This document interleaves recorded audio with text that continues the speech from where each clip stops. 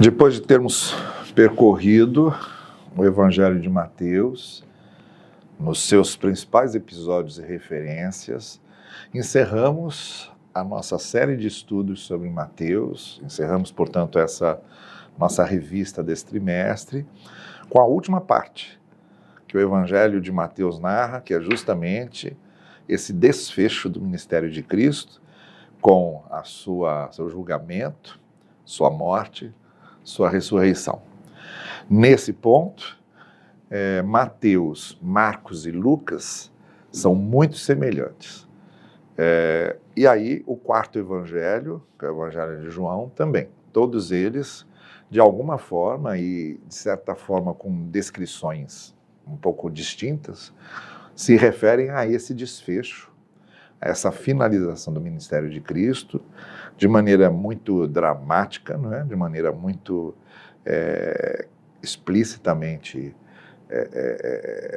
entendendo que aquele momento era o ápice, era o cume de tudo que Jesus havia feito, tudo foi encaminhado para esse momento, e como ele já tinha avisado anteriormente, serei morto e ressuscitarei ao terceiro dia. Então a narrativa que temos aqui é, de certa forma, uma descrição de como aquilo que Jesus havia prometido se cumpriu. Eu quero destacar alguns pontos aqui, a partir do capítulo 26 até o final, capítulo 28 desse Evangelho de Mateus.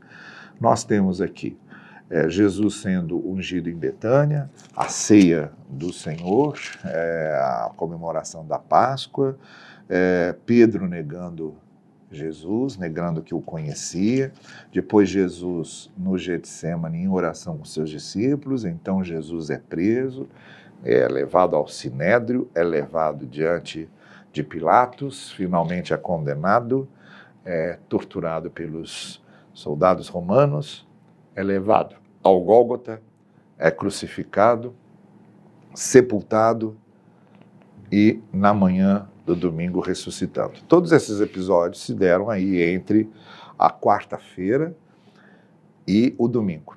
Foi o restante dessa última semana. É a semana em que começa no domingo Jesus Cristo chegando a Jerusalém.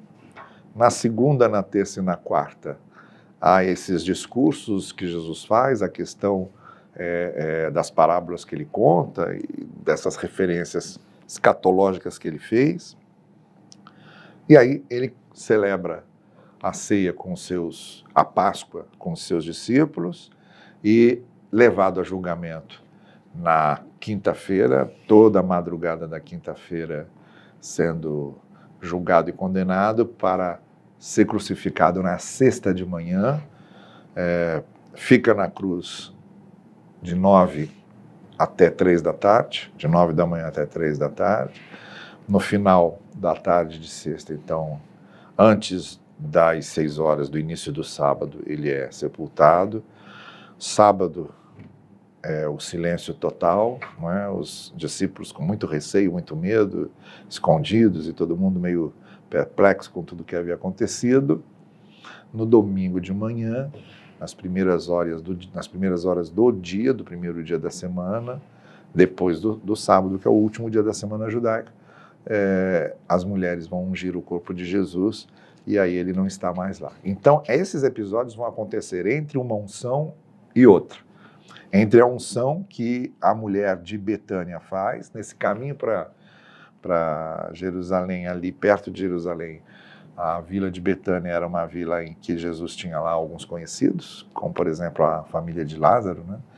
E na casa de um fariseu, um líder farisaico chamado Simão, que o recebe para uma conversa ali, em Betânia,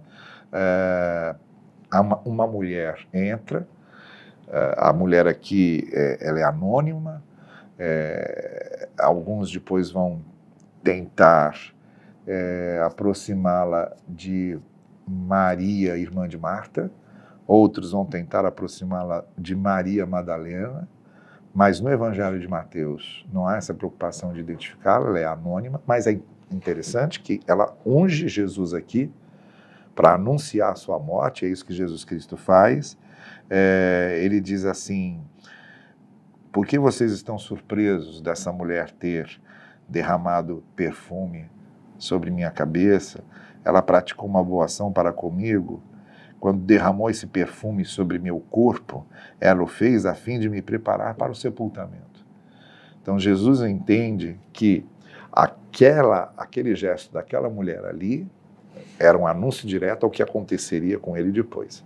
Então tem essa unção dessa mulher anônima e tem a unção do domingo de manhã, quando aquelas mulheres que são, de certa forma, nomeadas por Mateus, são identificadas por Mateus aqui, como Maria Madalena e uma outra Maria, chegaram no sepulcro de Jesus para ungir seu corpo. Também ele não estava lá, havia ressuscitado. Então, entre a unção da mulher anônima de Mateus e a unção de Maria e Maria Madalena no domingo pela manhã, aconteceu todo o restante. Teve todos os episódios do que nós chamamos de paixão e morte de Jesus Cristo. Eu quero destacar, então, algumas coisas que acontecem aí nesse intervalo, como são narradas. São textos muito conhecidos, a gente sempre volta a esses textos, muito especialmente no que a gente chama de Semana Santa, que é justamente quando se comemora essa morte e ressurreição de Cristo, na mesma época da Páscoa judaica, que é mais ou menos na mesma época em que os judeus celebram a Páscoa, que foi esse período histórico em que essas coisas aconteceram. A cena da celebração da Páscoa, que está narrada no capítulo 26, ela é importante porque a celebração da Páscoa, ou do Pessar, ou da passagem feita pelos judeus, era uma lembrança da libertação do cativeiro egípcio. Então, todos os anos, nessa época da libertação do cativeiro egípcio, que pega aí a data de 14 de Nisan dos judeus, e que seria aproximadamente aí sempre entre março e abril do nosso calendário, era para relembrar esse acontecimento. E agora Jesus está celebrando a Páscoa com seus discípulos, num lugar que já havia sido preparado anteriormente. Então é muito significativo que nesse momento em que Jesus está celebrando essa passagem, essa Páscoa, essa transição dos hebreus do cativeiro para a libertação, ele fale da libertação que ele veio trazer. Então ele diz: olha, lá um cordeiro era sacrificado e era morto, vocês comem as ervas amargas, vocês se reúnem para lembrarem da libertação que houve do cativeiro egípcio para a terra prometida e para vocês se tornando uma nação autônoma, independente. Eu venho também trazer uma libertação. E aí quando ele mostra, num determinado momento, o pão, ele diz: isto aqui é o meu corpo. Quando ele mostra o vinho, ele diz: isto aqui é o meu sangue. Então ele está, de certa forma, vinculando o que ele veio fazer ao que a Páscoa judaica significava, só que de uma maneira muito mais ampla. Agora não se trata apenas da libertação histórica dos judeus ou dos hebreus, se trata da libertação no mundo. Ele agora é o cordeiro que veio dar a sua vida, derramar o seu sangue pela redenção do ser humano. Essa vinculação, então, é muito importante, feita no Evangelho de Mateus. Quer dizer, a gente já viu como que Mateus usa todos esses elementos da religiosidade judaica para apontar para Jesus, não é? Então esse é um elemento importante, dá sentido, dá significado ao que aconteceria com Jesus depois. Uma outra cena de destaque, quando eles saem ali da celebração da Páscoa e vão para o Monte das Oliveiras ou para o Getsêmani, e é ali que Jesus demonstra a sua grande aflição. Ele ali começa já a sofrer de maneira direta tudo aquilo que caiu ou recaiu sobre ele. Ele vinha para oferecer o seu sacrifício expiatório, substitutivo, redentor, mas as dores da crucificação já começaram nesse momento. O Evangelho de Lucas tem uma particularidade que ele vai dizer que Jesus estava tão aflito que chegava a suar sangue, né? A sair sangue pelos poros, tal era a sua aflição, sua angústia. Aqui também nós temos uma descrição: a minha alma está profundamente triste, numa tristeza mortal, fiquem aqui e vigiem comigo, é o apelo que Jesus faz lá no versículo 38, para que os discípulos...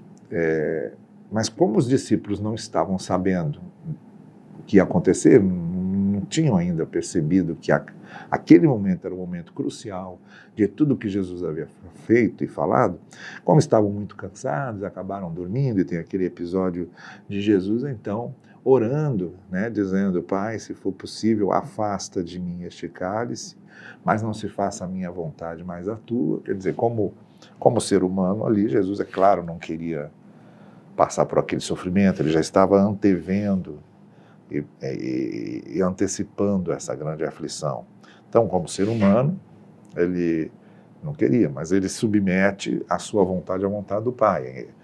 Fica muito claro aqui que Jesus veio cumprir a missão que Deus deu a ele e submeteu-se a essa vontade de ser o Redentor da humanidade, de oferecer esse sacrifício. Volta aos seus discípulos, estavam dormindo, os acorda, ora de novo, volta a orar, volta a eles, eles estão dormindo de novo. Quer dizer, há um descompasso completo entre o que Jesus sabia que ia acontecer e tudo que ele estava entendendo e vendo, e a alienação dos seus discípulos com referência a isso.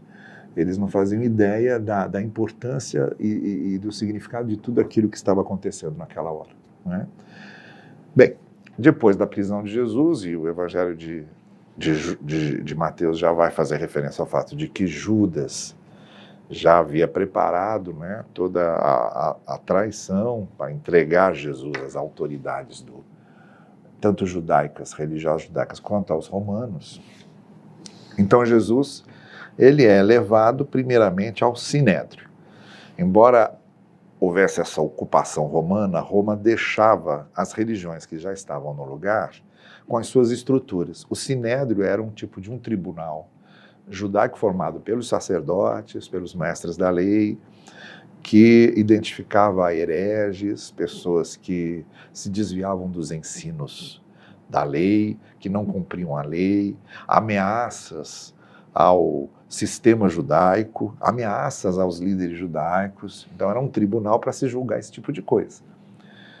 E depois Jesus é levado a Pilatos, porque o Sinédrio, que era o tribunal judaico, era um tribunal religioso, de julgamento religioso.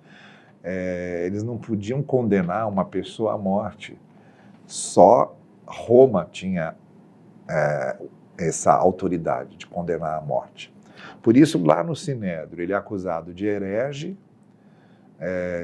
de traidor da lei, de traidor de Moisés, de ensinar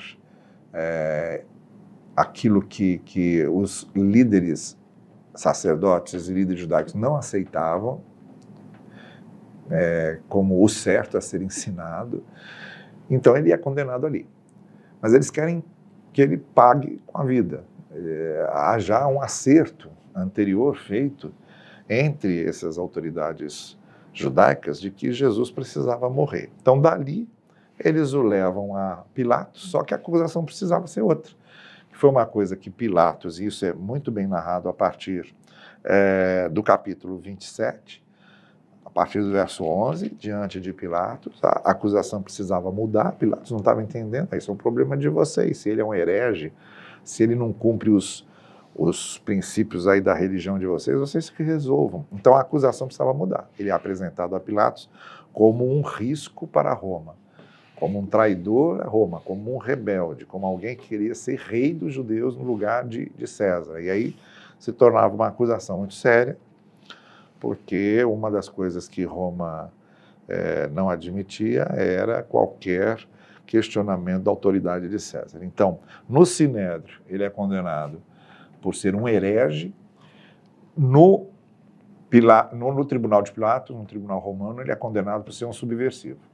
Condenado lá por ser herege, condenado aqui por ser um subversivo, por estar colocando em risco a autoridade de César e de Roma, e é nisso aqui que como Barrabás também era um subversivo, era um zelote, tramava contra o Império Romano, ele também é condenado, da mesma forma Jesus é condenado. Na hora ali Pilatos ainda tenta, Pilatos não se convence daquilo, né? Ele está achando tudo aquilo muito estranho, aquela escolha entre Barrabás e Cristo é feita, mas não adianta, já é com uma predisposição para que Cristo seja crucificado, uma predisposição movida por esses líderes religiosos, então não tem jeito. É condenado também lá em Pilatos, até para Pilatos não se comprometer com as autoridades romanas.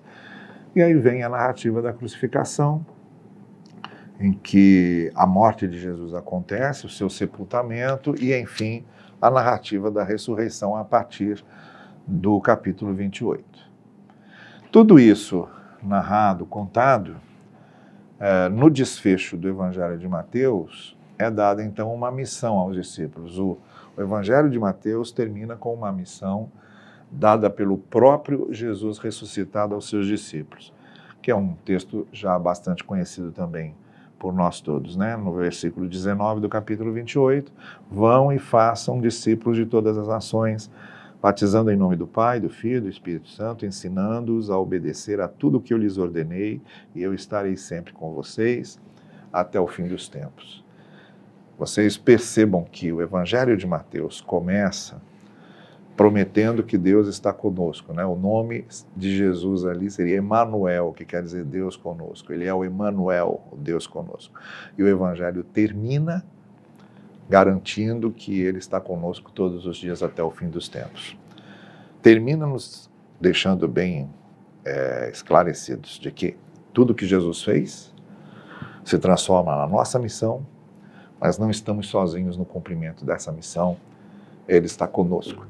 Ele veio estabelecer o reino é estabelecido dentro de nós somos testemunhas desse reino e vamos proclamar e anunciar o que Ele veio fazer para que outras pessoas também se conscientizem desse reino estabelecido dentro das pessoas que o Senhor veio para estabelecer. Essa é a nossa missão e Ele está conosco para cumprir. Deus nos abençoe e nos ajude a que esse propósito do Senhor como Rei das nossas vidas e desse propósito do reino como sentido e significado para as nossas vidas se realize em cada um de nós e sejamos aquilo que o Senhor pretende sermos para Ele e para o seu reino. Deus abençoe você. Até a próxima.